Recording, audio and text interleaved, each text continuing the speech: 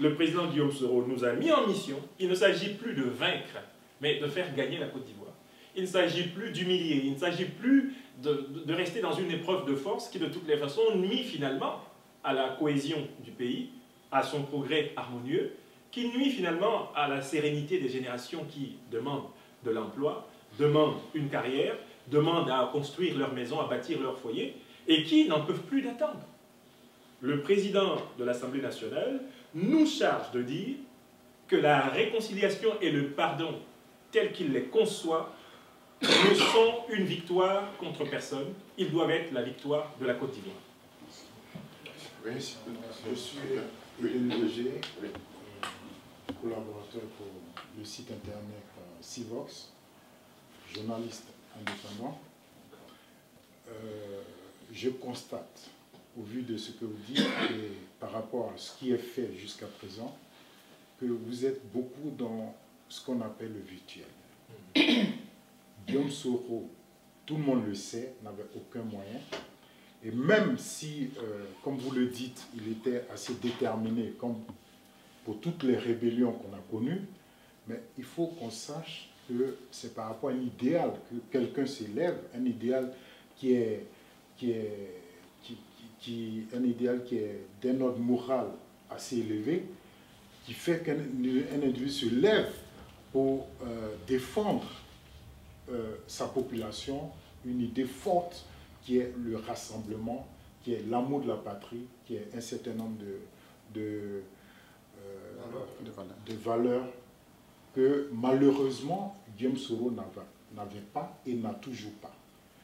Je le dis simplement parce que quand on veut faire la réconciliation, après qu'on ait ordonné la mort d'innocentes personnes, après qu'on ait vu, pour un pouvoir qu'on recherchait, la mort d'individus qui n'étaient pas, comme on dit, des va-t-en-guerre, tels que Bogadoudou, pour ne citer que lui-là, et les gendarmes de Boaké.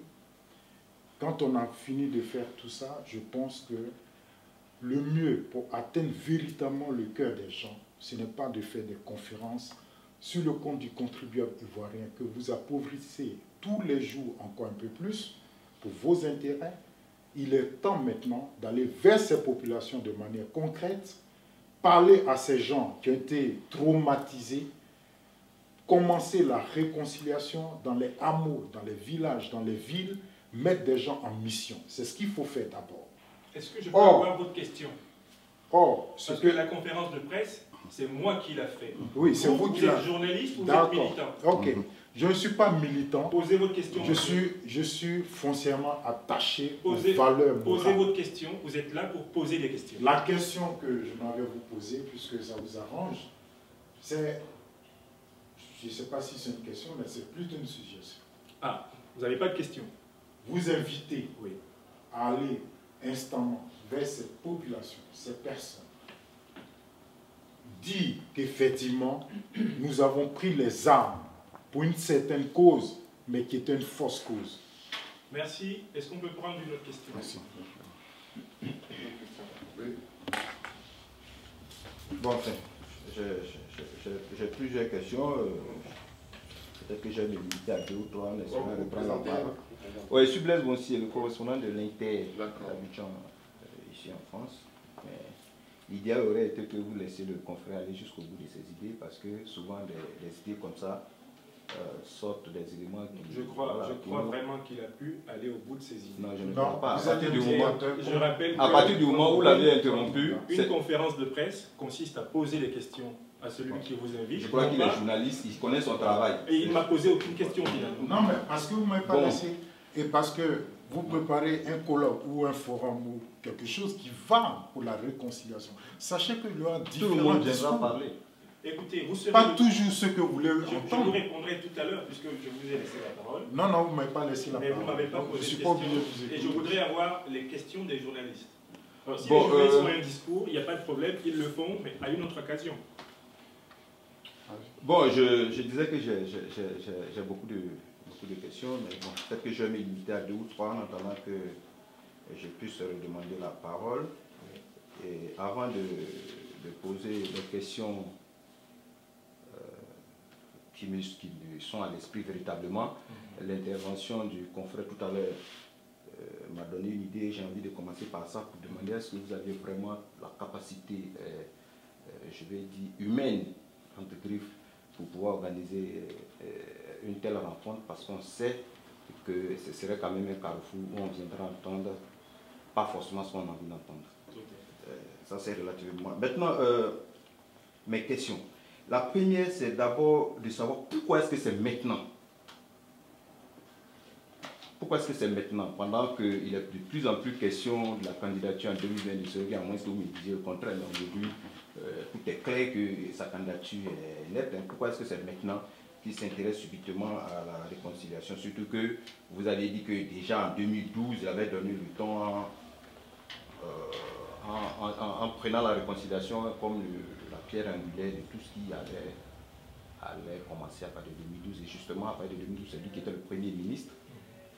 Qu'est-ce qu'il a posé comme acte qui puisse justifier cet engagement qu'il avait pris quand on sait que c'est justement de 2012 à 2013, lui en tant que ministre de la Défense et le Premier ministre ont été faits les prisonniers politiques. Je vais d'abord m'arrêter là et puis revenir sur une autre occasion. Maintenant, une question un peu technique, si vous permettez, bien sûr, par rapport au colloque même, techniquement. Quelles sont déjà les personnalités que vous voyez qui vont prendre part? Est-ce que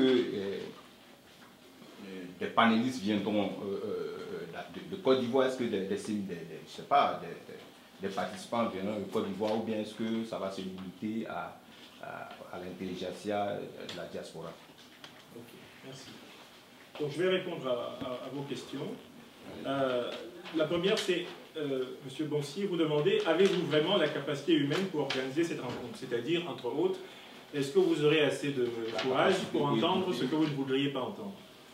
Écoutez, par principe, quand on fait un colloque sur le pardon et la réconciliation, il faut surtout le faire avec ceux qui ne sont pas d'accord avec vous. Je tiens juste à rappeler que ici, c'était une conférence de presse où on me pose des questions, je fais les réponses. Ce n'est pas le colloque encore. Votre confrère qui est intervenu avant sera le bienvenu au colloque et il aura le temps de l'intervention. Vous verrez s'il sera interrompu une seule fois. Moi, par principe, ce n'est pas le fait qu'on ne soit pas d'accord avec moi qui peut être gênant, c'est le fait qu'on se trompe de lieu et d'occasion. Donc, aujourd'hui, c'est bien une conférence de presse. Ce n'est pas le colloque. Donc, je ne suis pas venu écouter les discours fut-il les plus intéressants possibles. Je suis venu écouter vos questions et vous proposer mes réponses. C'est juste ce moment-là que je tiens à rappeler. Il ne s'agissait pas de l'empêcher de s'exprimer, parce que ce n'est juste pas l'occasion. Par contre, je profite de cette occasion pour dire à notre frère, vous êtes prioritaire parmi les gens de communication qui prendront la parole les 9-10. Vous aurez un temps de parole, j'y veillerai, et personne ne vous interrompra. Vous direz donc à cette occasion tout ce que vous avez dans le ventre, tout ce que vous avez sur le cœur, parce que vous n'êtes pas seulement un professionnel de la communication, vous êtes aussi un amoureux de votre pays. Donc oui, la consigne du président de l'Assemblée nationale, c'est surtout que des gens qui parlent comme mon frère était en train de parler tout à l'heure, il faut les écouter. On n'est même pas obligé de répondre à tout, on est quand même obligé d'écouter. Dans le cadre approprié qui est celui d'un colloque. Colloque, c'est-à-dire la parole à plusieurs. Oui, nous avons la capacité humaine d'organiser cette rencontre, d'autant plus que lors de cette rencontre, viendront des gens qui ont porté des paroles opposées et dissonantes pendant parfois même des décennies sur la Côte d'Ivoire. J'ai parlé ici de l'intervention de l'ancien porte-parole du président Laurent Gbagbo.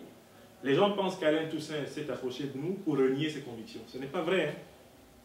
Il n'a renié aucune de ses convictions. Et à aucun moment, le président Guillaume Soro ne nous demande de créer l'unanimité intellectuelle et idéologique autour de lui. Notre frère Alain Toussaint accepte d'apporter sa contribution à la construction de l'avenir. Même dans une maison, quand deux frères se sont frappés, le père veille toujours à les remettre ensemble pour l'avenir. Ce n'est pas pour qu'ils retournent se frapper. C'est pour qu'à l'avenir, ce qui les a amenés au conflit avant, eh bien, que cela soit résorbé et qu'ils vivent ensemble. Donc, la vision de la réconciliation de la Côte d'Ivoire, aujourd'hui, que le président Guillaume Soro nous charge de porter, porte sur la construction de l'avenir. Et cet avenir ne peut pas se construire si ce n'est pas avec ceux qui n'étaient pas d'accord. On ne peut pas faire de réconciliation avec ceux avec qui on était d'accord. On ne se réconcilie pas avec soi-même, on se réconcilie avec un autre. Donc, lors de cette rencontre, vous avez des gens comme Alain Toussaint qui interviennent. Nous avons adressé une invitation au ministre Éric Caé, qui jusqu'ici nous a donné son accord de principe pour intervenir. Vous avez M. Tiburce Kofi, connu pour ses prises de position courageuses sur de nombreuses questions, et qui ne renonce à aucune de ses convictions, contrairement à ce que certains pensent, qui va intervenir. Nous allons nous adresser aux délégations officielles des principaux partis politiques ivoiriens présents ici à Paris, pour qu'elles désignent celui de leurs membres qui va venir porter leur parole à l'occasion de ce colloque. Si c'est leur souhait, ils vont intervenir. Je vous ai dit que des intellectuels rwandais, sud-africains, qui ont l'expérience de la sortie de crise, en tout cas des processus du pardon et de la réconciliation chez eux, vont intervenir, comme par exemple le docteur Paul Kananoura, qui est le directeur de l'Institut Mandela, un institut qui est connu sur la place de France. Il viendra apporter l'expérience de son pays. Un certain nombre d'intellectuels du club international de conférences de l'Assemblée nationale de Côte d'Ivoire vont également intervenir. Voilà en réalité le melting pot qui va s'exprimer ici. Et j'insiste pour dire que je suis le coordinateur de ce colloque, je veillerai à ce que chacun s'exprime. Il y aura un temps, les seules contraintes seront bien sûr celles du temps, mais tout ce que vous avez à dire dans ce cadre, d'abord, rien ne sera censuré, c'est-à-dire que je laisserai les médias publier ce qu'ils veulent sur ce qui va se dire pendant le colloque. Ce ne sera pas un colloque à huis clos. Il sera ouvert aux médias. Vous viendrez même parfois avec vos propres médias. Comme ça, si vous choisissez de ne mettre en valeur que ce que vous avez dit pendant le colloque, ça ne nous dérange pas. Nous, ce que nous voulons, c'est libérer une parole qui ne l'a pas totalement été jusqu'ici. Et on n'est vraiment pas gêné par les thèses que peuvent défendre nos amis, d'autant plus que sur chacun des points de l'histoire, nous avons nos arguments. Le but de la rencontre aujourd'hui, c'est même pas forcément ces arguments-là en tant que tels. C'est de vous présenter l'intention et de vous dire, c'est avec vous qu'on veut le faire. On ne veut pas le faire tout seul. Je crois que tous ceux qui sont venus dans cette salle ne se sont pas vus opposer une fin de non-recevoir. C'est bien parce que je m'attendais à ce que mes frères parlent comme lui il a parlé. Chacun vient dire, mais vous, votre affaire là, c'est pas clair. Alors, si quelqu'un n'avait pas dit ça ici, je saurais que vous étiez un rassemblement d'hypocrites. Maintenant, vous dites pourquoi c'est maintenant, puisque nous sommes en 2017 et que dans 3 ans, c'est 2020. Et vous dites, est-ce que ça, c'est pas l'une des étapes du plan de Guillaume Soro pour devenir président de la République de Côte d'Ivoire? Je réponds à cette question en 3 volets. Premier volet, Guillaume Soro est ivoirien. Comme l'a dit le porte-parole du RDR, le ministre Joël Nguessan, il fait partie des Ivoiriens les plus aptes à être président de la République. Donc il ne faut même pas que ça devienne une question de débat. Si un jour le président Guillaume Soro et le peuple de Côte d'Ivoire convergeaient dans la volonté de le voir assumer les plus hautes charges de l'État, ce serait à lui de décider et au peuple de Côte d'Ivoire de sanctionner cette volonté par son approbation ou pas. Nous ne sommes pas encore là. Le président Guillaume Soro est parti d'une analyse profonde. Il a écouté les experts étrangers, internationaux, mais aussi les experts ivoiriens sur la situation politique, sociale et économique de la Côte d'Ivoire. Il est parvenu à la conviction intellectuelle que sans la réconciliation, l'essentiel des autres segments de la vie économique, sociale, politique ivoirienne ne va pas fonctionner à l'optimum. Et donc, il ne sert même à rien de vouloir gouverner un jour un pays qui n'est pas réconcilié. Contrairement à ce qu'on pense, la réconciliation, c'est l'urgence. Il y a des gens qui disent non, libérez d'abord Gbagbo, libérez d'abord Blé Goudé, et puis on va faire la réconciliation après. Guillaume Soro prône la méthodologie inverse. Faisons la réconciliation et nous aurons suffisamment de force pour pouvoir justement nous rassembler avec tous les fils et filles de ce pays. Personne ne peut contre la Côte d'Ivoire quand elle est rassemblée et solidaire sur les principes. Je ne dis pas unanime. La réconciliation n'est pas la reconstruction d'une Côte d'Ivoire de l'unanimité où tout le monde pense la même chose. Non, c'est l'idée d'une Côte d'Ivoire où il y a un minimum nécessaire commun sur lequel tout le monde s'entend et que tout le monde respecte. Et ce minimum nécessaire commun, on peut l'appeler la République. L'intérêt général, le bien commun. Voilà. Donc le président ne nous met pas en mission pour aller faire que tout le monde devienne soroïste. Les soroïstes, il y en a. Ceux qui veulent l'être peuvent l'être, il y a de la place. Mais ce qu'il nous met en mission de faire, c'est d'aller vers ceux avec qui on peut construire un consensus pour la Côte d'Ivoire de demain. Ce n'est pas l'élection de 2020 qui pousse le président Guillaume Soro à faire ceci, parce qu'en fait, il parle de réconciliation depuis. Avant, il a fait des tournées à l'intérieur. Le frère a parlé tout à l'heure de la nécessité d'aller dans les hameaux. Mais s'il y a un homme politique qui, depuis 2011, la fin de la crise, est allé sur le terrain à la rencontre des Ivoiriens, s'il y en a un ou deux, on est obligé de citer le président Guillaume Soro. Je l'ai accompagné dans le Go. Nous avons crapahuté dans le pays BT pendant 4 jours ensemble. Je l'ai accompagné dans la Nyebi Tiassa. Nous avons été au fond du pays à baie, du pays à Thiers, où il a discuté avec la notabilité, les intellectuels, les ressortissants. Il a écumé le nord de la Côte d'Ivoire. Il était dans l'est avec, vous connaissez bien l'épisode de 2013 dans la cour du roi de l'Indénié à Abengourou. Le président Guillaume Soro, s'il y a un politique qui va sur le terrain, mais je dis bien s'il y en a au moins 2, on le citera. Il ne résigne pas le terrain. Et quand il vient même ici dans la diaspora, je pense qu'il est l'un des politiques auxquels beaucoup d'entre vous ici ont encore plus eu accès que n'importe quel autre. Donc il y a une volonté de mettre le pays avant les ambitions personnelles. Mais cette volonté ne veut pas être hypocrisie. Comme je le rappelais, le porte-parole du RDR l'a dit, c'est très intéressant que ça vienne de sa propre bouche. Il fait partie des citoyens qui peuvent avoir à un moment donné à répondre de cette aspiration. Mais ce n'est pas ça le débat. Pour lui, le débat, c'est mais quelle Côte d'Ivoire voulons-nous? Et dans quelle Côte d'Ivoire même va avoir lieu précisément, par exemple, l'élection de 2020? Si c'est une Côte d'Ivoire divisée, j'ai fait un laïus à l'entrée de cette conférence de presse pour démontrer que chaque fois, la Côte d'Ivoire a connu des processus de réconciliation imparfaits. C'est l'imperfection des processus de réconciliation précédents qui a préparé les crises suivantes.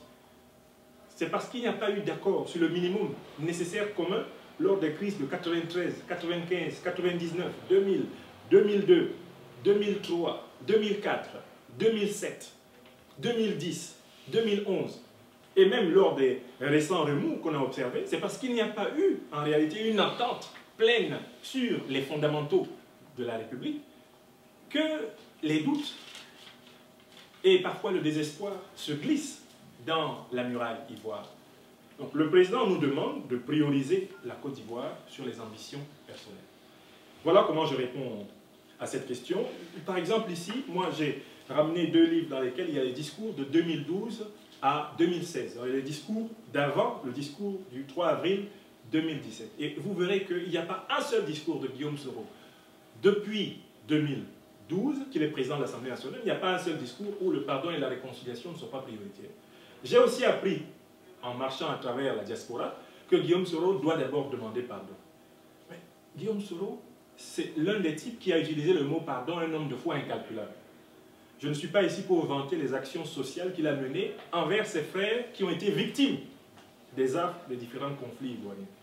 Mais j'atteste ici que s'il y a un politique ivoirien qui a gardé un rapport d'humanité avec les frères de l'autre bord, y compris un Charles Blé Goudé, qui est aujourd'hui à La Haye, c'est Guillaume Soro.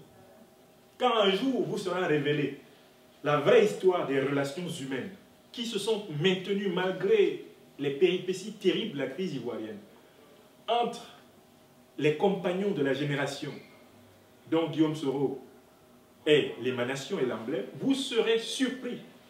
Vous serez surpris. Il y a une vraie histoire encore à raconter sur les relations qui lient cette génération.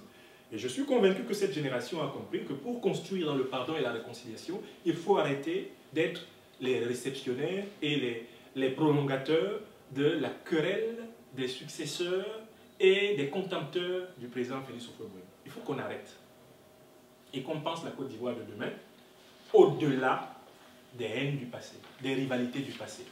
Qu'on mette en place des règles qui convaincront l'essentiel, la majorité de la population de faire un bond qualitatif.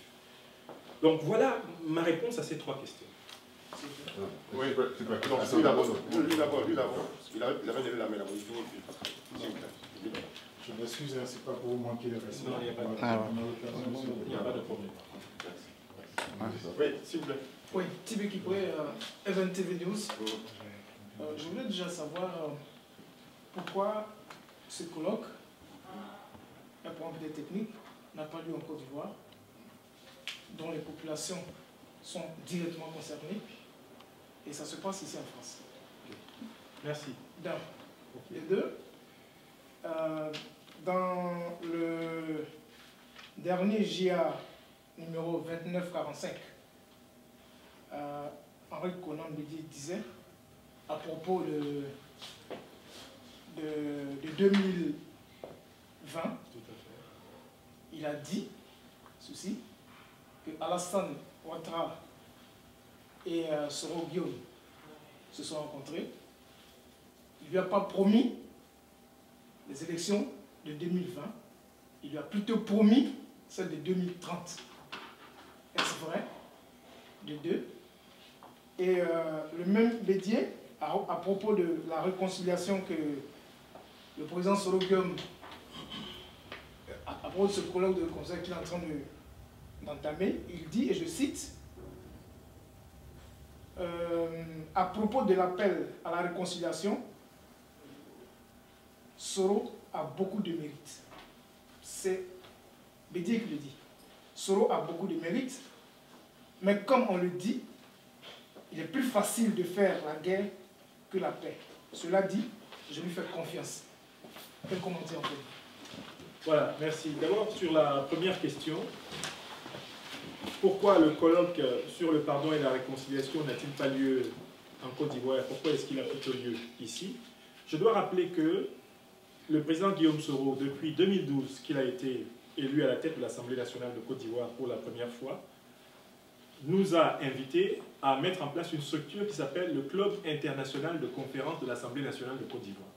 De manière continue, depuis 2012, nous organisons un grand colloque annuel à l'Assemblée nationale de Côte d'Ivoire. Vous pouvez vérifier cela. À partir de 2013, 2014, 2015 et même 2016, nous avons organisé 4 grands colloques internationaux sur place en Côte d'Ivoire, qui portaient sur des thématiques croisées en rapport avec ce pardon et cette réconciliation d'ailleurs. C'est donc en fait la première fois que le président nous encourage à organiser un colloque au contact des forces vives de la diaspora, portant sur cette question du pardon et la réconciliation. Donc à la limite, c'est la diaspora qui devrait se plaindre que depuis tout ce temps-là, on ne lui ait jamais donné l'occasion de parler pleinement pour que son intelligence soit rapatriée littéralement auprès des députés ivoiriens. Voilà pour la première préoccupation. Si vous tapez colloque du Club international de conférences de l'Assemblée nationale, vous allez même trouver des vidéos d'1 heure ou 2 heures qui montrent les conférences qui sont tenues à Abidjan depuis 2013. À notre initiative, nous avons fait venir de l'intérieur de la Côte d'Ivoire et de l'extérieur de la Côte d'Ivoire, en 5 ans, 60 intellectuels. 60. Je m'excuse, ce colloque est tellement important. C'est tellement déterminant. Et la deuxième partie, oui, c'est de vous dire que les idées qui seront ici consignées, effectivement, dans les actes de ce colloque, vont ensuite être remises dans une séance solennelle à l'Assemblée nationale de Côte d'Ivoire, aux députés de Côte d'Ivoire, lesquels, comme vous le savez, viennent de s'engager en très grand nombre autour de l'alliance du 3 avril, une alliance qui est transpartisane, pour aller sur le terrain, mettre en œuvre les politiques de réconciliation qui auront été répertoriées, recommandées par les différentes personnes avisées qui auront contribué ici. Donc, en fait, ça ne s'arrête pas ici. On ne finit pas de parler de la réconciliation dans la diaspora et puis on se sépare. Les résultats sont exposés devant les députés avec les propositions de recommandations pertinentes. Et puis, cela va inspirer un agenda d'action de terrain pour le pardon et la réconciliation. C'est pour le mois d'octobre, au plus tard. Tout à fait. Vous savez que l'Assemblée nationale actuellement, j'avais dit, est unicolore. À une seule couleur. Qu'est-ce que vous entendez par là? Une seule couleur. C'est-à-dire le RDR est majoritaire. Donc, tout ce qu'il y a comme loi... Il y a différents groupes. Oui, il y a différents groupes parlementaires, mais le RDR est majoritaire. Oui, je veux pas faire... Mais je veux faire un additif. Oui. C'est-à-dire dans la ligne de sa question. Est-ce que vous aviez... C'est pas justement, c'est un additif. Allez-y, allez-y. C'est juste pour savoir si vous avez eu la position du président de l'Assemblée nationale et du président de la République pour pouvoir faire ce colloque, parce qu'on sait que ça ne peut pas être mis en œuvre sans son consentement. Ça, c'est une réalité. Alors ça, je vous remercie infiniment. Mais je reste d'abord sur sa question pour dire donc que les actions qui vont résulter des recommandations pertinentes de ce colloque international sont des actions qui vont être restituées à une institution, l'Assemblée nationale de Côte d'Ivoire, à charge pour elle de les inclure dans l'agenda de ces députés qui vont partir sur le terrain, dans les hameaux, à la rencontre des Ivoiriens pour proposer ces solutions. Dialoguer avec eux pour proposer ces solutions. Et faire globalement un bon qualitatif à toute la Côte d'Ivoire dans l'apaisement dans la réconciliation. Ça, c'est important de savoir que le colloque là ne s'arrête pas ici, mais qu'il y en a eu 4 là-bas, organisés pendant les 4 années précédentes par le président. Maintenant, le deuxième volet de votre question, mais alors c'est en complément de ce que dit votre confrère, c'est est-ce que le président de la République est d'accord avec ces initiatives? Si vous allez sur le site de la présidence de la République, et même sur le site du gouvernement de Côte d'Ivoire, la réconciliation est une priorité. Il y a même un ministère entièrement consacré à la question de la cohésion sociale, avec la professeure Kodé Mariatou, qui a des résultats très intéressants. Il ne faut pas ici donner l'impression d'inventer la glace. La réconciliation nationale est une cause nationale, et chacun doit y apporter sa part. Comme disaient les latins, sapientia collativa cognitio, le savoir est une collecte, chacun apporte sa part. La réconciliation, c'est pareil. Donc, le président de la République ne peut pas voir d'un mauvais œil des initiatives qui viennent renforcer la politique qu'il a lui-même indiquée comme étant la priorité. Mais n'oubliez pas que nous sommes dans une république. Et la république, c'est aussi le principe de la séparation des pouvoirs et de l'équilibre des pouvoirs. Lorsqu'une initiative part de l'Assemblée nationale, elle n'a pas forcément besoin de rechercher systématiquement un imprimatur de l'autorité de l'exécutif pour ce faire, parce que l'Assemblée nationale, entre autres missions, elle est chargée de représenter et d'incarner le dialogue politique au quotidien avec les populations. C'est une mission constitutionnelle de l'Assemblée, de créer ce dialogue avec les populations pour que les lois soient inspirées par les problèmes réels, bien étudiés et des solutions objectives. Donc, il n'y a pas ici l'ombre d'une difficulté à ce sujet. Nous agissons avec la bénédiction de l'ensemble des autorités de la République. D'ailleurs, vous l'avez souligné tout à l'heure, le président Bédié, président du PDCI-RDA, membre de l'Alliance au pouvoir en Côte d'Ivoire, souligne le mérite du président Guillaume Soro, notamment lié à cet appel au renforcement, à l'accélération de la réconciliation nationale. C'est vous dire que le consensus est très large. Il déborde les limites du seul RDR pour épouser le PDCI-RDA, et même tous ceux qui sont de bonne volonté en Côte d'Ivoire veulent vraiment qu'on aille à une vraie réconciliation. Aujourd'hui, l'objectif était de parler du pardon et de la réconciliation, pas de la présidentielle 2020. Je me contenterai ici de dire que le président Guillaume Soro a souligné qu'il a été très touché, très ému, par le fait que le président Bédié ait prononcé à son égard 2 mots qu'il n'a pas souvent prononcés pour grand monde en Côte d'Ivoire, et même à la limite pour personne, en dehors de l'actuel chef de l'État, le président Alassane Ouattara. Premier mot, confiance. J'ai confiance en lui. À qui ça ne ferait pas du bien au moment où certains s'exercent à vouloir noyer définitivement le président Guillaume Soro par toutes sortes de cabales? À qui ça ne ferait pas du bien d'entendre de la part de l'ancien chef de l'État de Côte d'Ivoire, président du parti le plus ancien de Côte d'Ivoire, le PDCI-RDA, ces paroles qui disent « Guillaume Soro a ma confiance ». Deuxième parole qui a fortement ému le président Guillaume Soro, lorsque le président Bédié dit « Guillaume Soro est mon protégé ». Il y en a qui n'ont pas compris cela. Est-ce que le président Bédié, à 83 ans, est celui qui, s'il y a une bagarre contre Guillaume Soro, va se mettre pour empêcher qu'on le frappe? Est-ce que le président Bédié est celui qui, aujourd'hui, contrôlerait l'appareil sécuritaire de Côte d'Ivoire pour qu'il l'utilise pour protéger Guillaume Soro? Il ne s'agit pas d'une protection physique. Il s'agit de l'affirmation que Guillaume Soro est en réserve de la République et que c'est quelqu'un qui a du mérite dans cette République et que, quelles que soient d'ailleurs les périodes de doute que le pays peut connaître, il ne faut pas en tirer la conséquence qu'on doive abandonner l'un des plus grands acteurs du processus qui a conduit à l'équilibre des forces politiques actuelles en Côte d'Ivoire. Donc le président Bédié pose là un acte de reconnaissance morale et de reconnaissance politique qui a également plu au président Guillaume Soro. Quant au calcul sur 2020-2030, il faut dire que ça fait partie des supputations. Qui peut avoir des certitudes sur ce qui va se passer en 2020? Nous sommes en 2017. Et qui encore ici peut avoir des certitudes sur ce qui va se passer en 2030? J'ai fait une blague sur ma page Facebook, certains ne l'ont pas apprécié, mais c'était une blague, une charade. J'ai dit, si vous rencontrez un monsieur de 84 ans, qui a une très belle fille, que vous voulez épouser, la fille même est d'accord, et le monsieur vous dit, revenez dans 13 ans, je vais vous donner la fille. Est-ce que vous allez attendre? C'est la question que je posais au bon sens de mes amis Facebook. Certains ont répondu oui, il faut attendre, c'est la parole du vieux, son successeur va respecter sa parole.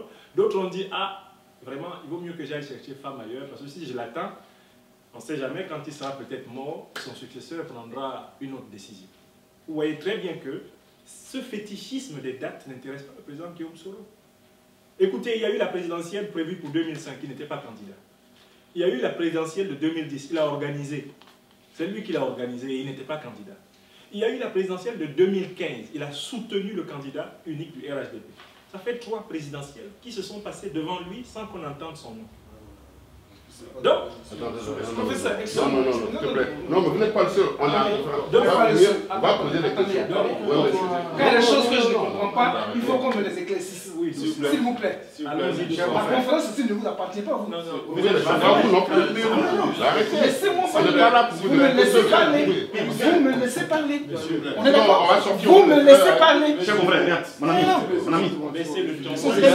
Il y a un modérateur, laissez le modérateur. Voilà. Le modérateur, c'est lui qui gère, c'est lui qui doit donner la parole. Une dernière question. Excusez-moi. Excusez-moi. Je n'aime pas qu'on m'interrompe comme ça. Ouais, donc une dernière question avant de faire ça. En fait, il faut déjà que vous vous calmiez. Oui, je suis calme. Ce qu'on est en train de faire là, c'est apprendre à vivre ensemble. Oui, bien sûr. Sachez déjà que nous sommes ici dans un pays et nous représentons l'image de la Côte d'Ivoire.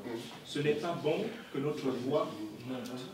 Parce qu'on va pouvoir penser que c'était des gens sans civilisation qui étaient ici. Bon, enfin. Donc, s'il vous plaît, par respect pour notre pays, pour notre Afrique, comportons-nous déjà ici comme on veut que demain soit. Ouais. On peut exprimer des désaccords sans avoir besoin de pousser le temps. Oui. Donc, vous aviez une question. Une dernière question pour lui et puis on va passer. C'est la précision que je voulais faire. S'il vous plaît, allez-y. En fait, le président Béziers a dit ceci. Il dit pour 2020, Soro a le temps. Il n'est pas pressé. Tout à fait. Et que ce qu'on lui a promis, c'est pour se présenter en 2030. Oui, oui. Voilà ce qui a été clair. Bon, vous voulez que je réagisse là-dessus? Mais bien sûr. Moi, je vous dis que je n'ai participé à aucune conversation de ce genre entre le président Ouattara, le président Bédié ou le président Soro. D'accord. Donc, tout cela fait partie de ce que j'appelle pour ma part des supputations dont je ne suis pas responsable. D'accord. Ok. Comment voulez-vous que moi, conseiller politique, qui n'ai pas été dans le secret de ces dieux-là, je vienne ici prendre une position? Je constate que c'est ce que dit le président Bédié et je constate que c'est lui et lui seul qui l'a dit. Le président Guillaume Soro ne l'a pas dit, le président Ouattara ne l'a pas dit. C'est le président Bédié qui l'a dit. Donc, on peut conclure sur cette partie-là de l'interview donnée par le président Bédié à Jeune Afrique. Bédié dixit. Ensuite, on peut prendre ce qu'a dit le porte-parole du RDR. N'est-ce pas? Vous avez suivi ce qu'a dit le porte-parole du RDR, M. Joël Guessant. Il a dit, le président Bédié annonce qu'il aura son candidat et le RDR aura également son candidat. Donc moi, en tant que conseiller politique et philosophe, je travaille sur les énoncés qui existent. Je constate que nous allons vers une présidentielle 2020 qui sera très ouverte.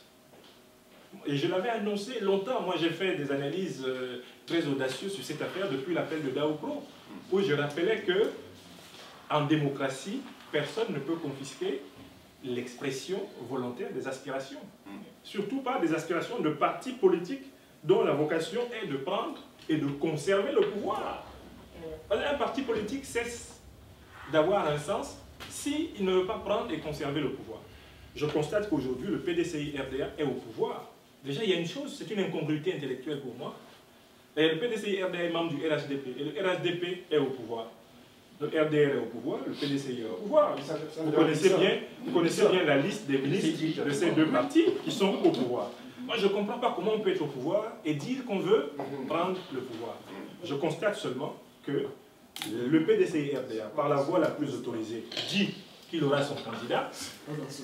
Et puis, d'autre part, le RDR, par une voie autorisée, c'est-à-dire le ministre Joël Guessant, a clairement dit que lui aussi, il aura son candidat. Donc, mon hypothèse intellectuelle, c'est qu'on va avoir une élection comme celle, ne serait-ce en tout cas du côté positif, que de 2010, c'est-à-dire lors du premier tour, on risque de se retrouver avec tous ces partis ayant leur candidat, et au deuxième tour, les alliances, le fameux jeu des alliances ivoiriennes, risque une fois de plus d'imposer le gagnant du deuxième tour. Si on pouvait dire intellectuellement et prudemment quelque chose, c'est ça. Mais vraiment, les conversations sur 2020, 2025, 2030, je n'étais pas là. Et personne ne m'a dit d'en parler parce que personne ne m'a dit qu'il était là. Je constate que le président Bédié l'a dit. Pour le respect que nous avons pour son âge, nous Nous n'avons pas à le désavouer, mais nous avons à considérer que c'est une hypothèse de travail. Merci. D'accord, merci. Augustin Loubé. Oui, parce que... Après Augustin, Jean-Paul.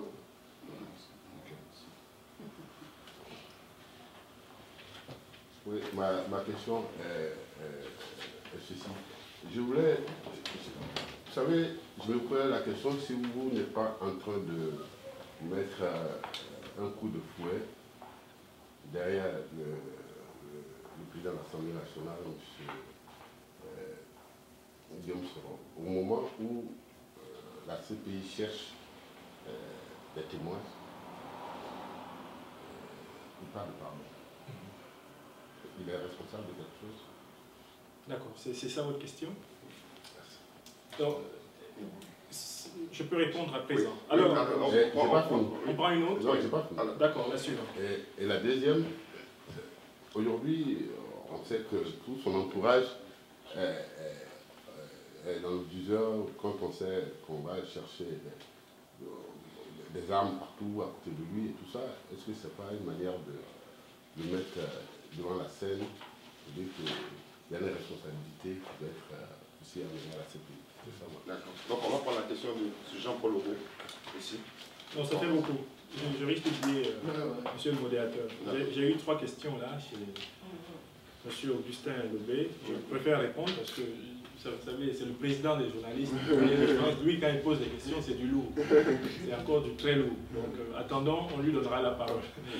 Je vais répondre d'abord à ces 3-là, hein, Jean-Paul. Alors, il n'y a pas de coïncidence entre l'appel au pardon et le procès à la CPI.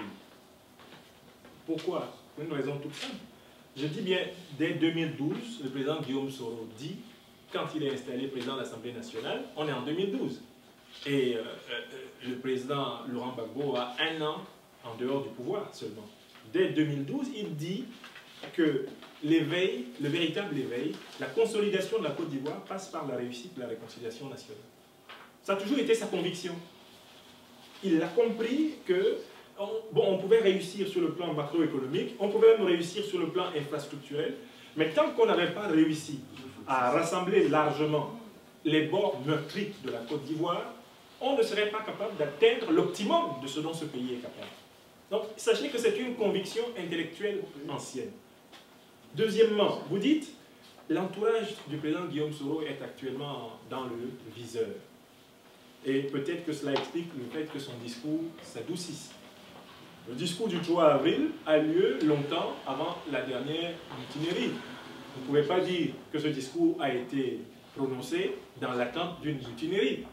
Dans le discours du 3 avril, le président Guillaume Soro annonce déjà très clairement qu'il est pour la libération de tous les derniers prisonniers de la crise post-électorale, pour une loi d'amnistie, et il dit qu'il faut également une réconciliation structurelle, c'est-à-dire accélérer la politique sociale de bien-être, parce que les jeunes, les paysans, les ouvriers, tous ceux qui attendent encore sur les bancs du chômage, ne peuvent pas continuellement espérer simplement des embellis annoncés. Il faut que ces embellis se traduisent dans le panier de la ménagère.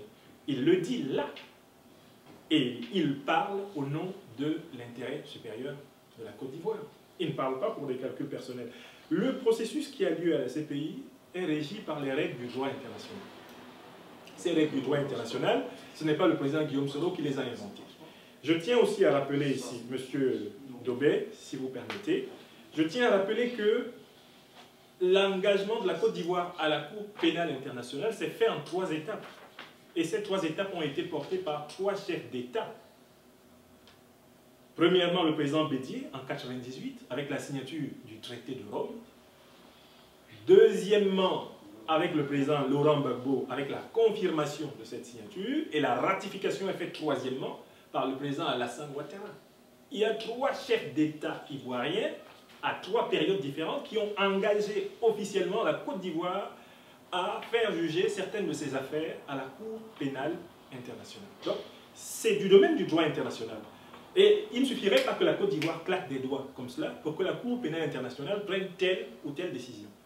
Ce que nous savons et ce que le président Guillaume Soro nous invite à expliquer, c'est que tous les problèmes de la Côte d'Ivoire peuvent se résoudre en un temps record s'il y a un large accord des Ivoiriens sur le minimum nécessaire pour l'avenir. Les institutions internationales même peuvent être amenées à regarder autrement la situation de ces Ivoiriens qui sont aujourd'hui détenus à l'étranger, si ils ont la garantie que quelle que soit la décision qu'ils prennent, cette décision sera bénéfique au progrès de la Côte d'Ivoire, à la consolidation de sa paix et de son développement. Donc, le président Guillaume Soro, je dis, demande que nous inversions la méthode. Au lieu de dire, on ne sera pas réconcilié, on ne va pas pardonner tant que Gbagbo et Blé Goudé n'ont pas été libérés, disons plutôt, pardonnons-nous, réconcilions-nous, et il y a peut-être là la voie la plus sûre pour que tous les enfants de la Côte d'Ivoire lui reviennent. Parce qu'il y a une chose dont j'ai la conviction, ni chez le président Alassane Ouattara, ni chez le président de l'Assemblée nationale, Guillaume Soro, il y a une fierté particulière à savoir que 2 Ivoiriens sont à la haine. Personne n'est à l'aise. Aucun citoyen, aucun Africain n'est content de voir que les tribunaux internationaux s'intéressent prioritairement aux Africains. Mais nous devons constater que nos chefs d'État prennent des engagements. Ces engagements font que le droit national est assorti à certains points du droit international. Et il ne suffit pas qu'un citoyen ne soit pas content pour que ça change. Il faut une procédure. Pour le président Guillaume Soro, c'est donc une Côte d'Ivoire rassemblée qui peut de nouveau être le havre de paix et de vie commune de tous ses enfants et de toutes les générations. Le président Guillaume Soro a été 6 fois prisonnier politique en Côte d'Ivoire. Il s'est même réconcilié avec son ancien geôlier, qui maintenant a dit qu'il est son protégé. Et a dit qu'il lui fait toute confiance. Il y en a qui ont oublié que dans les années 90, quand Guillaume Soro est prisonnier politique, c'est le régime Bédié.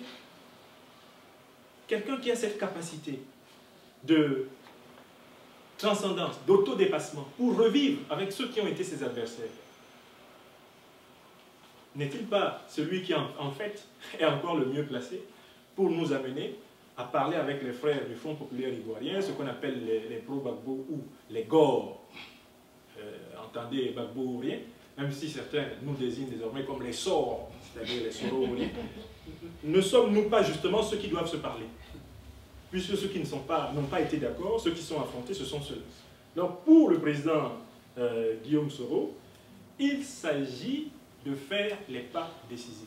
Il s'agit de briser les barrières, de rompre les barrières, de rassembler largement la Côte d'Ivoire pour que la réconciliation bénéficie à tous ses enfants.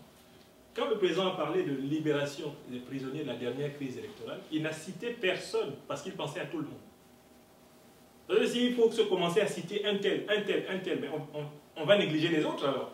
Est-ce qu'il y a une vie ivoirienne qui est moins importante qu'une autre?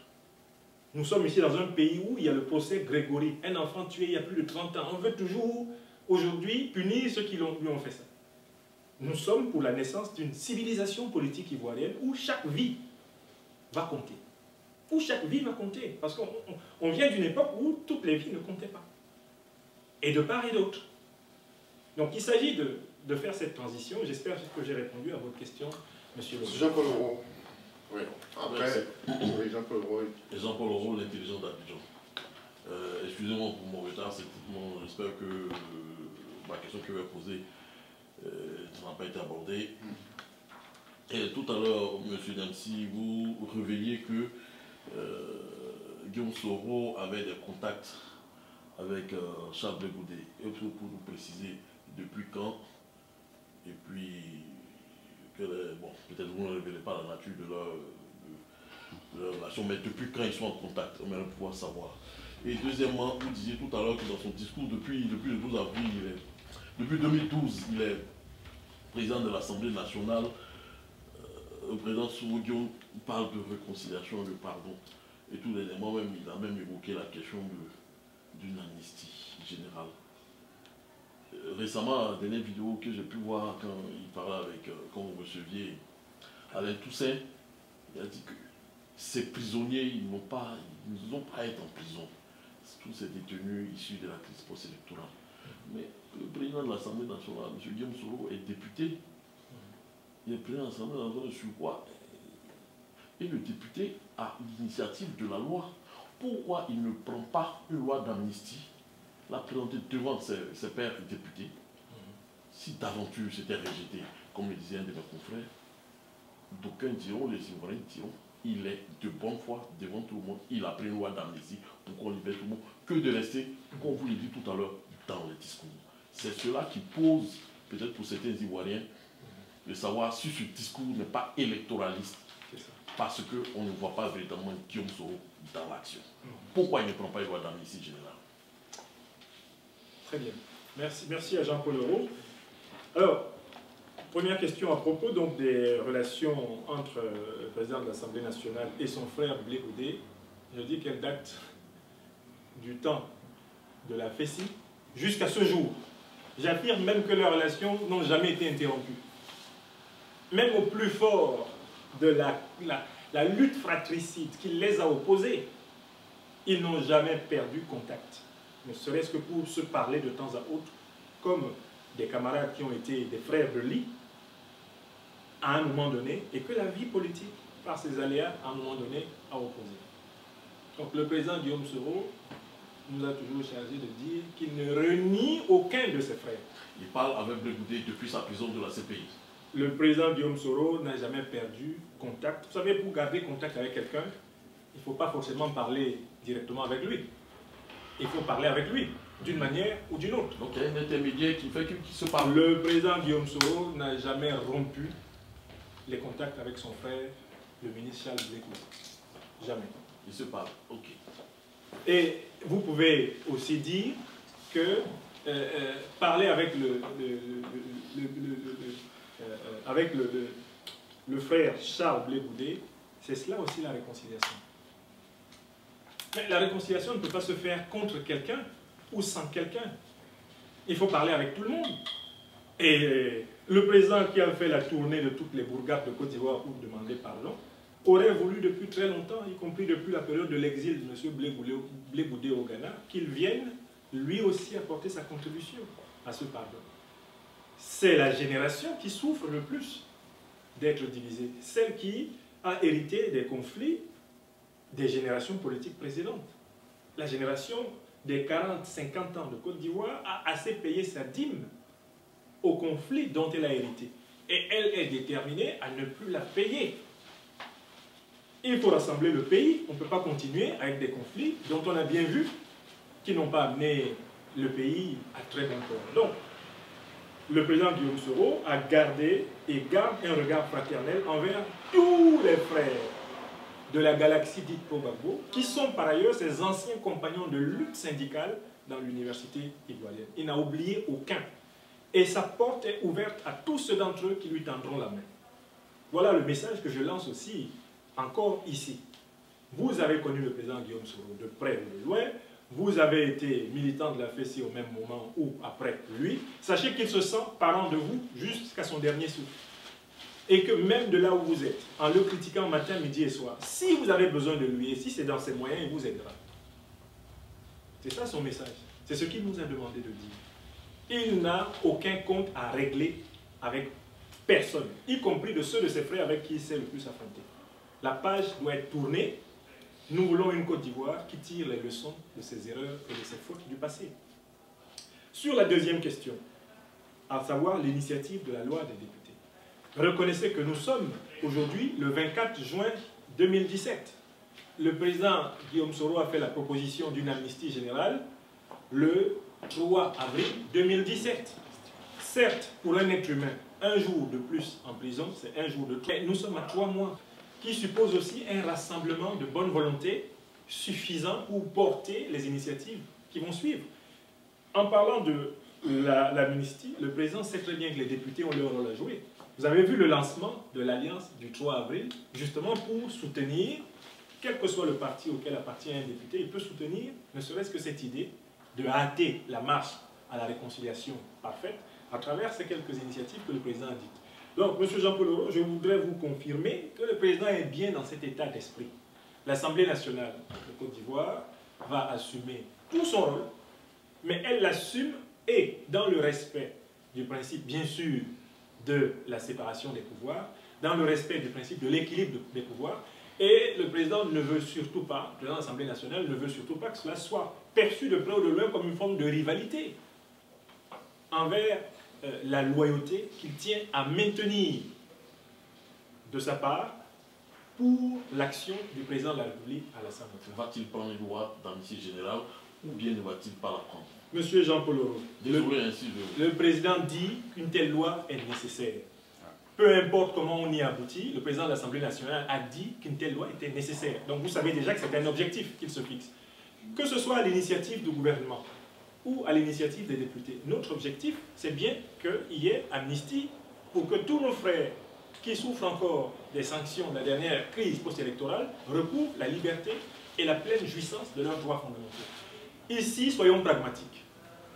La fin justifiera les moyens. L'objectif, c'est d'obtenir qu'il y ait une réconciliation concrète par l'émancipation de ces personnes. Pour nous, si le gouvernement prend cette initiative, ou si l'Assemblée nationale la prend, l'essentiel sera qu'elle aboutisse. Et c'est pour ça qu'il faut préparer les initiatives. Il ne faut pas seulement dire nous allons faire l'amnistie, il faut obtenir d'abord un accord de tous. Il ne faut pas oublier que des deux côtés de la crise, il y a des gens qui en ont beaucoup sur le cœur et qui ne sont pas tout à fait prêts à aller aussi vite au pardon et à la réconciliation.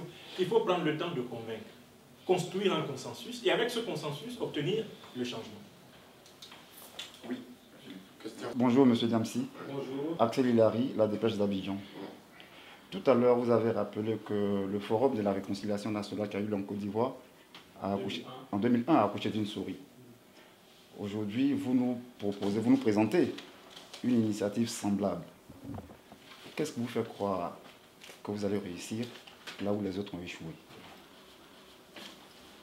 Merci. Alors, donc c'est la première question. La première question. La deuxième est plutôt dans le sens d'une proposition. Oui. Je pense qu'au lieu de dépenser de l'argent dans des initiatives de ce genre, est-ce qu'il ne serait pas judicieux, par exemple, de sensibiliser, d'éduquer les gens sur le civisme? Vous voyez? Voilà. Est-ce qu'il ne serait pas intéressant, par exemple, de faire comprendre aux gens que pour revendiquer, on n'a pas forcément besoin de prendre des armes?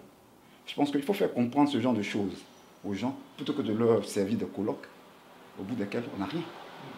Là, c'est une opération budgétivore, comme l'autre le disait tout à l'heure. Parce qu'en 2001, il y a eu un rassemblement pareil, qui n'a rien donné. Les cœurs n'ont pas été désarmés.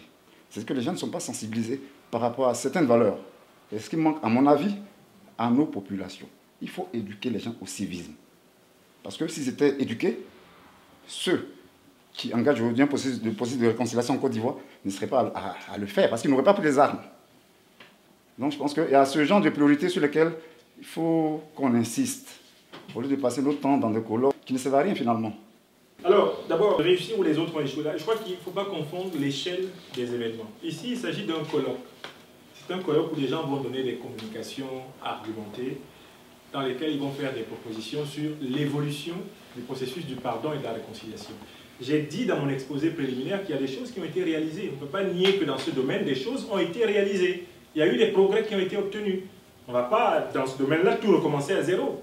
Il y a eu des choses qui ont été faites par la CDVR, il y a des choses qui ont été faites par la CONARIV, il y a des choses qui sont faites par le ministère chargé de la cohésion sociale, de la professeure Marietou. Toutes ces choses sont des apports sur lesquels l'Assemblée nationale a décidé de venir apporter également sa pierre. Ça, c'est la première chose. Nous sommes très modestes.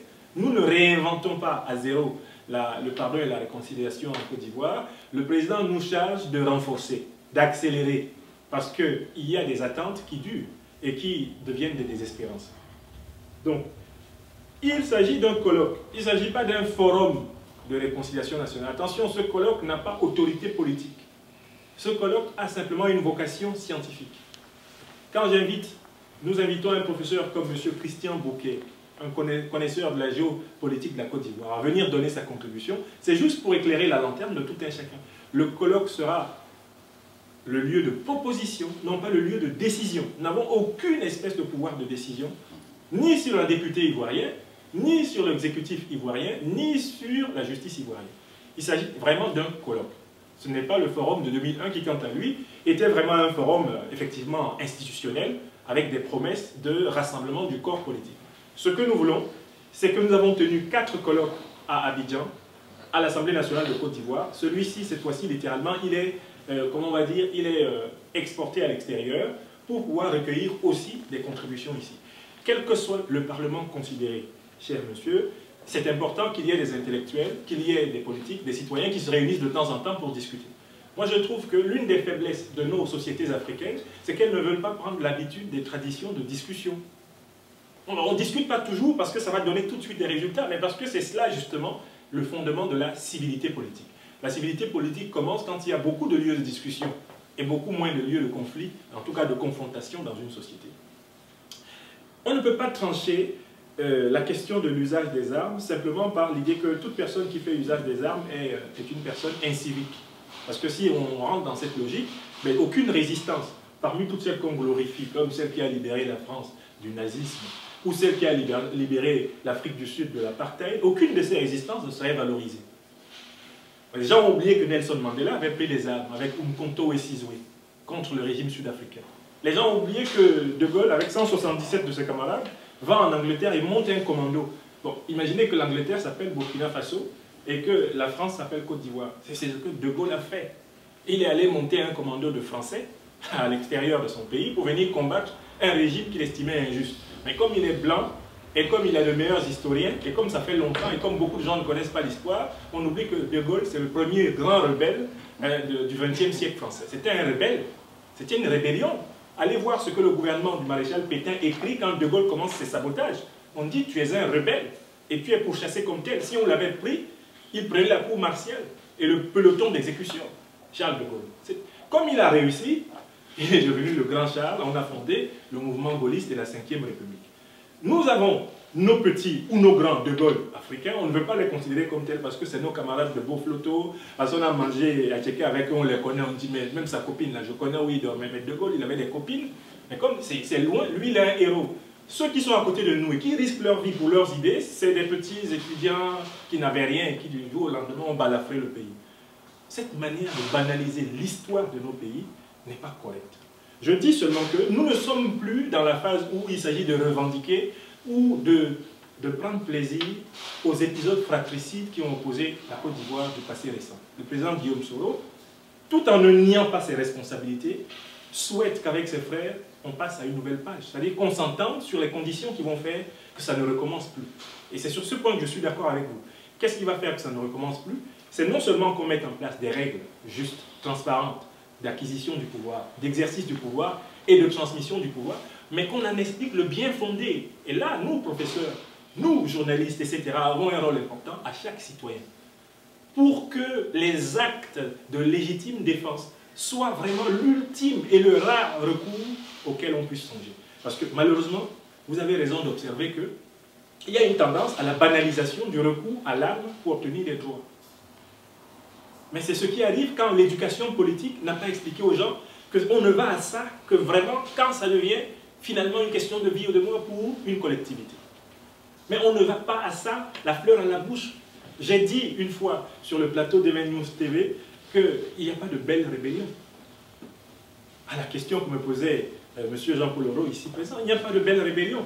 Mais il peut y avoir, de notre point de vue, des rébellions justes. Mais il n'est plus question aujourd'hui, en tant que tel, de revendiquer les victoires militaires du passé récent de la Côte d'Ivoire. Elles ne servent plus à rien. Maintenant, ce qui sert essentiellement à quelque chose, c'est de contribuer à bâtir ensemble un pays apaisé, un pays rassurant pour ceux qui vont y vivre. Le président Guillaume Soro est dans cet état d'esprit. Et quand on me dit que nous dépensons les budgets de l'État de Côte d'Ivoire, je pense qu'il vaut mieux dépenser les budgets de l'État de Côte d'Ivoire pour promouvoir le pardon et la réconciliation que de les dépenser pour faire la guerre. Franchement, est-ce que ce n'est pas mieux que nous nous retrouvions à Paris, à Abidjan, à Yamoussoukro pour discuter de l'avenir de la Côte d'Ivoire en paix, que nous nous séparions autour d'un verre et que nos enfants grandissent dans la tranquillité, que nous allions en vacances tranquillement, chacun chez soi, dans sa belle famille, sans craindre qu'il y ait des événements qui le bloquent? Est-ce que ce n'est pas bien mieux de dépenser notre argent pour cette paix-là que de le dépenser pour préparer une autre guerre? Moi, je suis preneur de toutes les dépenses au service de la paix. Parce que je pense que la paix, elle est précieuse pour le développement politique, pour le développement économique et pour la transmission pacifique de l'espérance. Donc je vous en prie, arrêtez un peu cette manière de dire que promouvoir aujourd'hui le pardon et la réconciliation, c'est gaspiller l'argent. Qu'est-ce que vous voulez qu'on promeuve? Qu'y a-t-il de mieux à promouvoir en Côte d'Ivoire? Selon toutes les analyses, c'est le pardon et la réconciliation qui sont le nerf du progrès de la Côte d'Ivoire et même de son émergence. à tous les plans. Oui, les questions. Yves Capé-Boiseau, Média Miroir. Le concept du pardon est un concept qui m'a interpellé parce que je me considère comme croyant avant d'être journaliste. Le pardon suppose d'abord la reconnaissance des torts causés. Mieux, une confession de foi et de repentance qui ne disent pas leur nom. Vous qui êtes le conseiller politique de Soro Guillaume, est-ce que vous pensez que Soro Guillaume est prêt à franchir le Rubicon? Une forme de reconnaissance, de responsabilité morale, pénale, éventuellement par ramification, hein, parce que selon les éléments factuels dont je dispose, donc que tout le monde dispose, le monde journaliste dispose, Soro Guillaume a revendiqué la rébellion qui en deux et pillé, martyrisé la Côte d'Ivoire en 2002. Voilà. Donc, ma réponse est aussi simple. Et chaque fois qu'on me ramènera cette rhétorique, je dirai toujours et je rappellerai que... Est-ce qu'il est prêt à reconnaître... Je rappellerai que le président Guillaume Soro a produit en 2005. Il a produit en 2005. Officiellement dans le peuple de Côte d'Ivoire. On a une autre reformulation. Vous me permettez? Il a produit en 2005 un ouvrage intitulé « Pourquoi je suis devenu un rebelle ». Dans cet ouvrage, il explique pourquoi il s'est rébellé. Dans cet ouvrage, il explique aussi pourquoi il pense qu'il faut passer à autre chose, à la fondation d'une Côte d'Ivoire où il ne sera plus nécessaire de se rébeller pour revendiquer ses droits. Je dis que si quand on me ramène à cette séquence historique, je dis que nous sommes en France, une terre qui a été fondée par un rebelle. Ce rebelle s'appelle Charles de Gaulle. Il s'est rébellé contre un régime qui ressemblait au régime que Guillaume Soro a combattu en son temps. Ce régime de Charles de Gaulle avait décrété que certains de ses citoyens méritaient d'aller dans les fours crématoires nazis ou de dégager du pays, et de Gaulle a décidé de résister. Quand Guillaume Soro prend les armes en 2002 en Côte d'Ivoire, c'est en légitime défense face à un régime d'exclusion qui avait posé des actes assassins contre une partie de sa propre population et qui menaçait, du point de vue de Guillaume Soro et de ses compagnons, ceux-ci à la mort ou à l'exil éternel. Si vous voulez revenir à l'histoire, elle sera toujours lue de ces deux façons.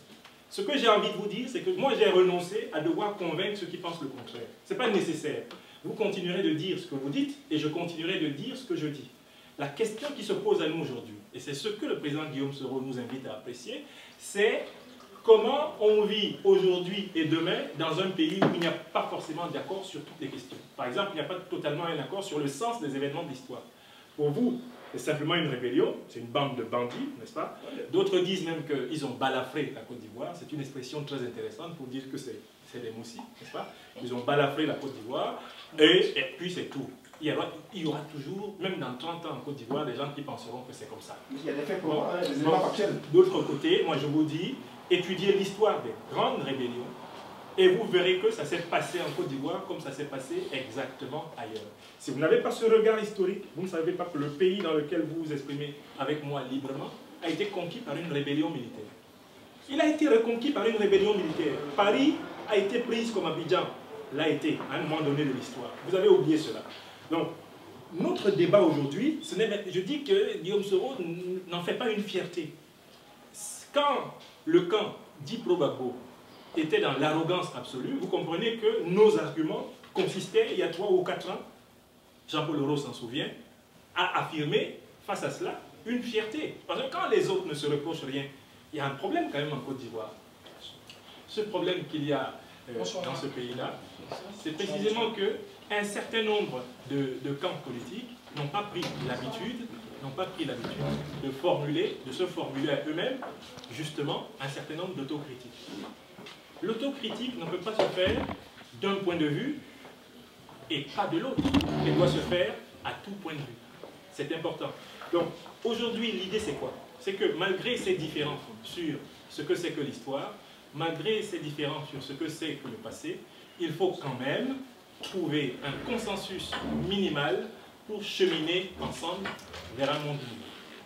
Vous n'avez pas répondu à ma question. Est-ce que ce gouvernement est prêt à se repentir, à d'abord faire une démarche de confession qui sera peut-être consolidée par une démarche de repentance? Parce que moi je suis croyant, avant d'être journaliste, je vous ai dit ça, il y a une démarche. D'abord le pardon, la confession, la repentance précède le pardon. Est-ce que lui, vous qui êtes son conseiller, est-ce qu'il vous a fait des révélations, des confidences en allant dans ce sens-là. Alors moi, je vous confirme que j'ai accompagné le président Guillaume Soro partout à l'intérieur des terres de Côte d'Ivoire. Le premier mot qu'il a prononcé chaque fois qu'il s'est adressé à ses compatriotes, c'est le mot pardon. Depuis 2012-2013, j'ai ici les discours. Il n'y a pas un discours dont le premier paragraphe ne commence pas par « je demande pardon ». C'est l'un des hommes politiques ivoiriens qui a prononcé cette phrase un nombre incalculable de fois. Sans confondre la politique et la religion, le président est convaincu qu'il n'y a pas d'avenir commun pour la Côte d'Ivoire si cette repentance dont vous parlez n'est pas partagée. Comment pouvez-vous vous réconcilier avec des gens qui, eux, ne font jamais acte de repentance? Où est l'autocritique de ceux qui estiment que les actes de repentance du président Guillaume Soro ne sont pas suffisants? Vous souvenez-vous d'un jour où, pour leur part, ils ont dit « nous nous repentons ». Le président Guillaume Soro, je vais vous donner les discours, les publics auxquels il s'est adressé, et où, à chaque fois, il commence par demander pardon. Cet ouvrage que nous avons publié autour de son dernier discours est axé autour, même dans le discours du 3 avril, Guillaume Soro demande pardon. Il demande pardon inconditionnellement. C'est-à-dire qu'il ne demande même pas pardon en posant comme principe qu'il ne demande pardon qu'à celui qui lui aussi se critique. Il demande pardon même si la personne à qui il demande pardon, pour sa part, elle n'a rien à se reprocher. C'est une sainte de la politique ivoirienne, qui n'a rien fait de mal à personne, même pas une mouche. Le président nous demande de dire pardon à tout cela, de sa part. Maintenant, vous avez parlé d'un volet, le volet pénal. Je crois que si vous connaissez le droit pénal, on ne s'en saisit pas, on ne s'auto-saisit pas du droit pénal. N'est-ce pas? Vous n'allez pas dans un tribunal demander à ce tribunal de vous juger à tout prix, parce que vous voulez plaire à des gens qui souhaiteraient qu'on vous juge. Dès l'instant où il a revendiqué la rébellion qui a induit la Côte d'Ivoire, il y a une responsabilité pénale. Je rappelle que... Tous ceux qui ont été morts. Je rappelle que, pour nous, aujourd'hui, ce débat-là, il a été résolu dans la publication des livres qui défendent votre thèse et dans la publication de livres qui défendent notre thèse. Sur la rébellion ivoirienne, il n'y aura jamais unanimité épistémologique. Il n'y aura jamais unanimité politique.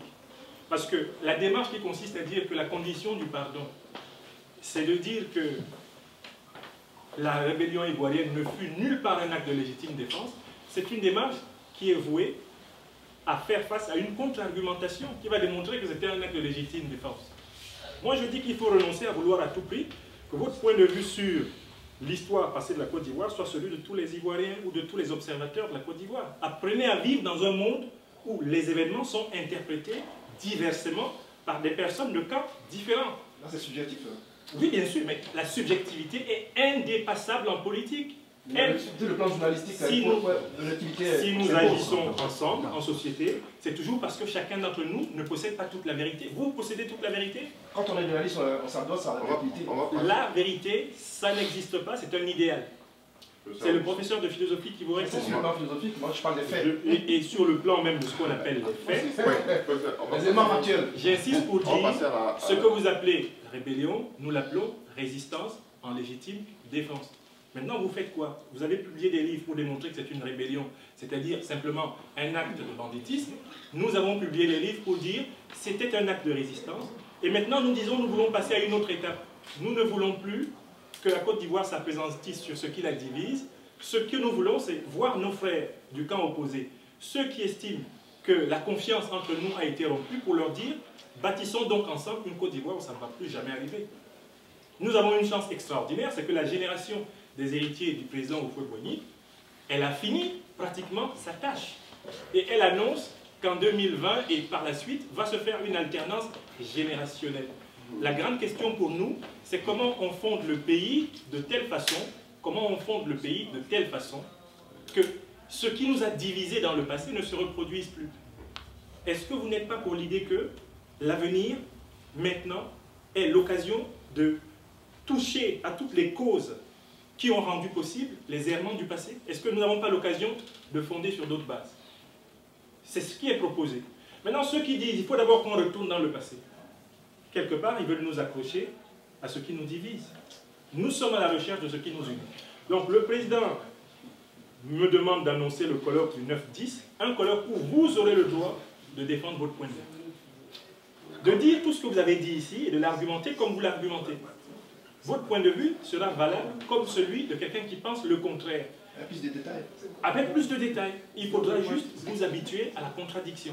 Parce que ce qui est terrible, c'est qu'on a affaire à des gens qui veulent contredire sans jamais être contredits. Alors ici, ce n'est pas le colloque lui-même, c'est une conférence de presse. Je ne peux vous donner que des réponses de principe. Et en attendant, la mise en œuvre sur le terrain. Mais vous m'avez vu en compagnie de M. Alain Toussaint. Vous savez bien qu'Alain Toussaint, c'est l'un des meilleurs argumentateurs et débatteurs de ces 10 dernières années en Côte d'Ivoire. Et je vous dis qu'Alain Toussaint n'a pas renoncé à ses convictions pour discuter avec Franklin Nyamsi. Contrairement, s'il vous plaît. Excusez-moi, détrompez-vous. Je vais me présenter, je suis Aïlé Kouchen. Voilà. Je suis assis ici. Non, écoutez, écoutez, je suis journaliste. Ok, voilà. Quel organe de presse? Je ne vais pas me présenter, mais je dis simplement que là, ce que vous dites, c'est n'importe quoi. Et je vous le dis maintenant devant vous. Nous sommes Ivoiriens comme vous. Vous prenez la réconciliation, d'accord? Nous avons des revendications. Nous demandons seulement, celui qui vous envoie, M. Soro Guillaume, l'assassin des Ivoiriens, qu'il reconnaisse ses torts, d'abord. Écoutez, non, c'est énervant. Écoutez, c'est énervant. Je vais me calmer, mais laissez-moi m'exprimer. Soro Guillaume est un assassin, vous le savez très bien. C'est un tueur des Ivoiriens. Est-ce qu'à ce jour, Soro Guillaume a demandé la libération des prisonniers politiques? Non. Est-ce que Soro Guillaume a fait revenir les jeunes d'exil? Non. Ce n'est pas respecté. Franklin Nyamsi, vous n'êtes pas Ivoirien, à ce que je sache. Que faites-vous devant nous ici, en train de parler de réconciliation des Ivoiriens qui ont eu la guerre? Allez voir les Ivoiriens qui sont au Togo, allez voir les Ivoiriens du Ghana et parlez-leur. Ne pouvez pas nous parler à nous de la diaspora. Qu'est-ce que nous avons fait en Côte d'Ivoire là-bas? On n'en a rien à faire là-bas. C'est vous qui avez tué les Ivoiriens. Et quand je dis vous, vous êtes complices. Parce que Soro Guillaume était l'assassin. Donc nous demandons simplement à Soro Guillaume de libérer nos parents, de demander simplement que les parents reviennent d'exil. Après, on pourra parler avec lui. Mais jusque-là, on ne demande rien et on ne fait rien avec Soro Guillaume. Donc si vous convoquez la diaspora ivoirienne, là je vois dans une petite salle comme celle-là, et puis il y a 2-3 personnes, mais c'est honteux et c'est moqueur. Et c'est se foutre de la gueule des Ivoiriens. Vous voulez faire quelle politique? Nos parents qui font la politique sont en prison. Le président est en prison. Vous voulez faire politique avec qui? Avec qui? Vous ne prenez pas des questions. Pour l'instant, nous sommes là, nous sommes assis, nous allons parler. On n'a pas encore fini. On n'a pas encore fini. Je vous dis, mais écoutez, nos parents sont morts, d'accord? Nos parents sont morts. Tant que les plaies ne sont pas poncées, on ne parlera pas de réconciliation ici en Côte d'Ivoire. D'accord? Voilà, c'est ce que je voulais dire. Monsieur, on va commencer par la parole. S'il vous plaît. Monsieur. Donc, merci bien. C'est la dernière question. Vous venez d'arriver, monsieur. Non, c'est pas On comme vient ça. d'arriver, mais C'est pas comme ça ça. se passe comme ça. Regarde, même Franklin va te dire de me laisser parler. Voilà.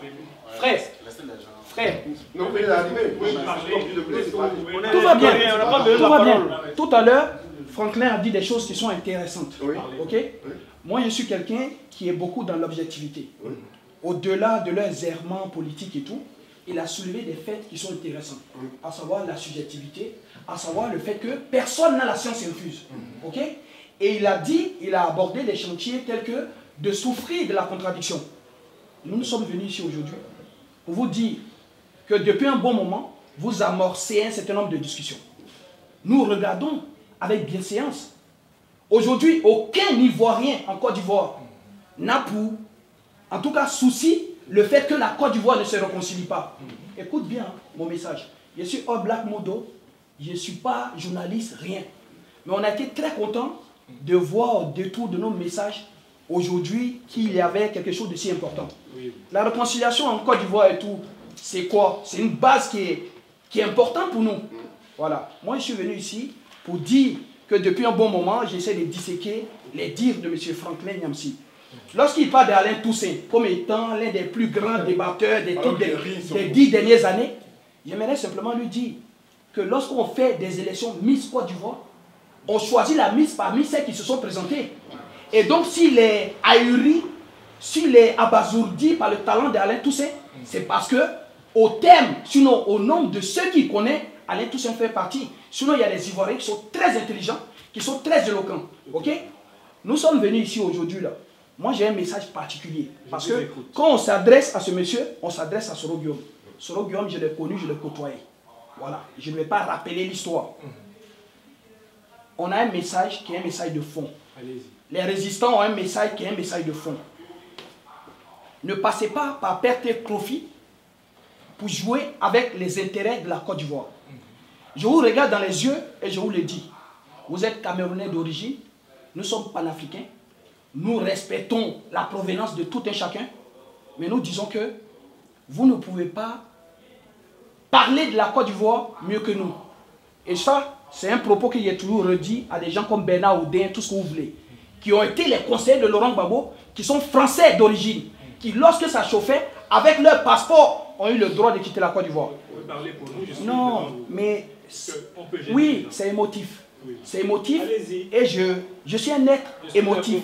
Et puis les humains sont émotifs. Lorsque je parle pour tous ceux qui ont subi des conséquences. Dans vos façons de parler, on voit que par moments vous prenez des raccourcis, vous essayez d'expliquer la légitimité et tout de la rébellion. La rébellion n'est pas légitime aujourd'hui, elle n'est pas légitime demain. Aujourd'hui, pourquoi vous approchez et tout les pro-Gbagbo? Pourquoi vous approchez et tout un clan qui, à un moment donné, a été taxé de camps qui étaient minimes? Parce que c'est ça la réalité. Que la majorité était avec vous, et que la Côte d'Ivoire va bien, et que les Ivoiriens sont réconciliés, et que la Côte d'Ivoire prospère, et que le chiffre de croissance frise les deux chiffres. Tout ça, on est d'accord dessus. Il y a des rapports des parlementaires très sérieux, français, qui ont démontré que la Côte d'Ivoire va mal. Nous, nous faisons partie de la jeune garde des cyberactivistes qui ne voulons pas que les gens lésinent sur les moyens pour réconcilier la Côte d'Ivoire. Les douleurs ont été profondes. Les blessures sont inguérissables. La plaie de la Côte d'Ivoire, elle est profonde. Nous aspirons à des choses nouvelles. Mais nous disons que nous ne pouvons pas éponger de façon trop facile pour ne pas revivre notre histoire. Je dis ici, là, aujourd'hui, même quand on parle des Ouai et ceux qui sont morts dans l'Ouest, nombreux sont ceux qui sont morts, Ouai ou pas. Si vous voyez M. Soro Guillaume, dites-lui que Alain Toussaint, Siriki Bakaba, quelles que soient ces prises de guerre, parce que moi j'appelle ça les prises de guerre, voilà, à un moment donné, on fait diversion. Quelle est la légitimité de venir voir aujourd'hui les gens de la diaspora, qui eux-mêmes pendant la guerre étaient là, chez eux, tranquilles, qui n'avaient que des bribes d'informations et qui mangeaient leurs steaks à leur faim. Aujourd'hui, la réalité, ce sont nos frères qui sont dans la sous-région, au Libéria, au Ghana, au Togo, qui souffrent. Nos sœurs. Est-ce que vous me permettez de vous répondre? Non, je vais vous laisser la possibilité. Mais dans tous les cas, vous gagnerez et tout à m'écouter. Mais je vous écoute. Parce que derrière ce que je dis, c'est un message que vous allez adresser à Soro Guillaume. Vous comprenez? Un conseiller, vous êtes écouté, vous faites mains et pieds, voilà. Déjà, je suis content que vous soyez venu. De façon ahurissante d'ailleurs, l'effort que vous faites pour la Côte d'Ivoire, vous ne le faites pas pour vos pays d'origine. Mais cela, voilà, à chacun, nous on dit chez nous, la charité bien ordonnée commence par soi-même. Là, aujourd'hui, je vous dis, et je l'ai dit dans toutes mes vidéos, je le redis, à tous ceux qui veulent tronquer l'histoire de la Côte d'Ivoire. La réconciliation en Côte d'Ivoire, nous sommes tous d'accord. Mais comprenez ce principe-là. Il y a des gens qui ont été des victimes directes, qui ont subi des choses. Des veuves, des veufs, des enfants des gendarmes qui sont aujourd'hui orphelins. Ceux-là, il faut s'adresser à eux. Lorsqu'un pays est en guerre, on essaie, après la guerre et tout, de penser aux causes endogènes et exogènes de cette guerre. On essaie de voir comment faire pour ne pas qu'on répète la même chose. Aujourd'hui, ce que nous disons, c'est que quand nous regardons dans le fond, et que M. Soro Guillaume, là oui, chaque fois que M. Soro Guillaume s'exprime, son premier mot a été toujours la réconciliation. Moi, je peux vous montrer des vidéos où M. Soro Guillaume prétend que s'il y a eu la guerre en Côte d'Ivoire, c'est parce que le Nord était délaissé. Prétend que s'il y a eu la guerre en Côte d'Ivoire, c'est parce que les Nordistes ont été, n'est-ce pas, piétinés. Prétend que s'il y a eu la guerre en Côte d'Ivoire, c'est parce qu'on refusait que les gens portent des boubous. S'il y a eu la guerre en Côte d'Ivoire, c'est parce que lui, Soro Guillaume, a été contrôlé et qu'on lui a demandé une pièce d'identité. Ce n'est pas nous qui le disons. Hein. Vous savez, ce qui est intéressant, vous allez répondre, je vais vous écouter. Écoutez, mais je vous dis... une conférence de presse, oui. Ce n'était pas le colloque. Oui. Nous allons organiser les 9-10 septembre prochains. C'est ce que je venais annoncer ici aujourd'hui. Oui. Un colloque où je vous promets devant toutes ces caméras de vous inviter pour que vous parliez D'accord. Vous comprenez? Ok. Prenez contact. Le message, je l'ai compris. Mais en même temps, mais permettez-moi de vous répondre, c'est difficile. Mais mais vous ne pouvez pas savoir. Combien de fois on vous a cherché qu'on ne vous a pas trouvé? Combien de fois on veut des débats contradictoires qu'on n'en trouve pas? Et donc c'est une occasion pour nous aujourd'hui. Même si vous êtes dans l'annonce et tout de votre colloque, permettez-nous, quand on a une occasion aussi importante, aussi inouïe, frère, vous allez souffrir de ce silence-là aujourd'hui. Vous allez souffrir. Vous avez la RTI, vous avez tous les plateaux télé. Aujourd'hui, là, nous disons que, moi je vous dis simplement que, faites passer le message à Soro Guillaume. Dites à Soro Guillaume. Le 9-10, All Black Moto. Les Ivoiriens, nous les Ivoiriens, nous ne serons pas à votre colloque. Nous ne serons pas à votre rendez-vous. Nous avons affaire aux sanguinaires, aux tueurs d'Ivoiriens. Tant que les fautes ne sont pas reconnues à la télévision ivoirienne, on n'a rien à faire avec vous. Non, on vous le dit. Moi perso, vous connaissez d'abord sur la RTI, on reviendra. Perso, on reviendra. Parce que, au-delà de ce que nous faisons, il faudrait qu'on discute. Mais nous disons que dans la discussion, nous avons des préalables. Ok? Rien n'essaie de prendre des billets d'avion lointains. Vous expatriez, vous immigrez pour venir nous parler. Nous, en tout cas, nous sommes en harmonie. Nous n'avons pas de problème personnel avec M. Niamsi. Nous n'avons pas de problème personnel avec Soro Guillaume. Nous avons des parents qui ont eu à subir la fatwa de Soro Guillaume, qui ont eu à subir la fatwa de tous ceux qui sont au pouvoir. Et donc, par rapport à ça, si vous voulez entamer, ne serait-ce que le soupçon, ne serait-ce que le plus petit dialogue, commencez par indemniser les gens, commencez par écouter nos parents, commencez par les écouter, à libérer les prisonniers politiques, que de venir nous pavaner ici. Nous sommes venus ici aujourd'hui, franchement, c'est par respect pour vous qu'on va vous laisser partir comme ça et tout. Sinon, on était venus dans d'autres dynamiques. Pour vous faire comprendre que vous allez, mais pour de vrai, vous allez avoir des dorures, vous allez bronzer en Côte d'Ivoire, vous allez vous pavaner avec le roi du Maroc, avec ce que vous voulez. Vous allez, en tout cas, vous allez savoir qu'ici, personne ne sera en paix tant que les questions de fond ne seront pas, n'est-ce pas, analysées et discutées. Mais en tout cas, merci de votre début de discussion, mais faites passer ce message-là. Et dites-leur que ici, là, il y a des gens qui en ont dans le ventre. Est-ce que je peux vous inviter? Je peux vous inviter? Oui, on va venir. Oui, mais il faudrait que les choses soient claires entre nous. Voilà. Moi, je vais vous inviter. Vous pourrez parler. D'accord.